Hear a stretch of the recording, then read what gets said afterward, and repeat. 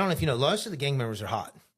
Yeah, bro, every prison I was at, 90% of everybody cooperated. But then they all want to tell you how to do your time. Is that correct? Of course. So I had a hard time with that shit. So it's like, how are you going to come tell me? Dude, it caused a lot of problems.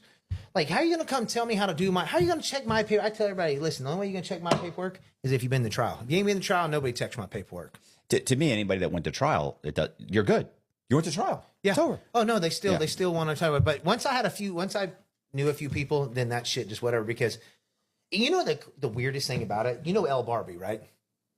El Barbie. The Polo. Yeah. He was my extra neighbor in Atlanta for a long time. Okay. I literally walked in his room. It's an American that was a part of the cartel. Yeah. He's the only American Mexican ever to be head of a cartel, to run a cartel. The only time. Yeah. He killed 150 people himself. Okay. This dude is on Barbara Walters. He's got a kid that blowing their heads out in the back, right?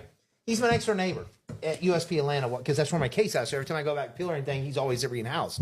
This dude's doing prayer meetings every day. And I used to pick on him. So I have all these cartel guys, the Serengo head guy was there. All of them were there. And here's this clean-cut white boy. Me and Randy were cellies together. Every time Randy's always there. So me and Randy are cellies. And Randy loves hanging around them boys.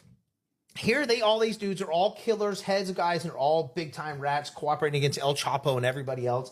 And then here I am, and I'm laughing and picking on them. I'm literally picking on them. Like, dude, you just killed 150 people and you're doing prayer meeting? That's not going to help you. God's not going to help you, okay? You done did too much. And they'd be like, man, white boy, you better cut it out. And I'm like, you're the one that told, not me. And they would get mad at me, and I'd tell them all the time. I'm just like, whatever. So I walk in El Barbie's room one day. They had phones. And they're moving a 500 shipment of drugs from a prison cell. And he looks at me and goes, give me an address. He goes, Biden, Obama. Who was it at the time? It was Obama or somebody. He was like, dude, it was 2018. So it was right when Trump's thing was before that. I can't remember. He said that, he goes, I got so much drugs right now. I don't even know what to do with all of them. Give me an address and I'll ship as much as you want. I said, I'm out of this room. See ya. Because Rainey was in there, and they were in there making drug shipments, 500 kilo drug shipments from the sale. And he's in PC at every yard. So they finally moved him to Coleman too, so he can walk a yard. They send him straight. So he cooperates against all these big people, right? You think they take care of him? What's the BOP do? Send Big Sandy. So he's been sitting at Big Sandy's shoe for years. And they finally moved him to Coleman too.